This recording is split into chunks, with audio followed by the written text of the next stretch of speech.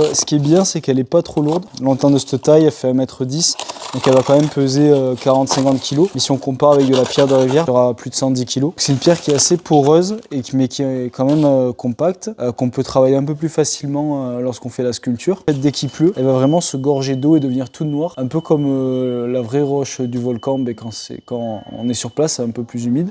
Et quand ça sèche, ça devient comme ça, gris clair. Si jamais il y a une égratignure, c'est pas grave du tout. On a juste à mettre un peu d'eau et en fait la poussière de pierre va s'enlever, ça reprend exactement la même. Par exemple là on voit qu'il y a une petite griffure, mais on va mettre un petit coup d'eau et ça va partir sans problème. En fait il y a toujours des trous qui sont faits aussi pour l'esthétique, mais à la base, bon, c'est des lanternes traditionnelles, donc à la base il n'y avait pas l'électricité, ils mettaient des bougies ou des lampes à l'intérieur.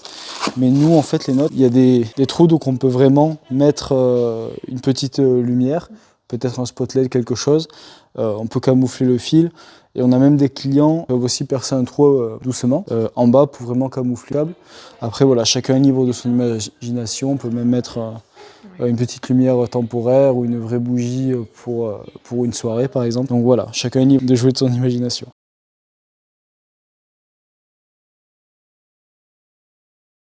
En fait, ils reçoivent ça directement dans la caisse en bois. Donc c'est en bois massif, très robuste. Toutes les parties sont emballées dans du sorte de papier carton, enfin c'est un papier cartonné. Durant le transport, les pierres ne se choquent pas entre elles et ne se raillent pas.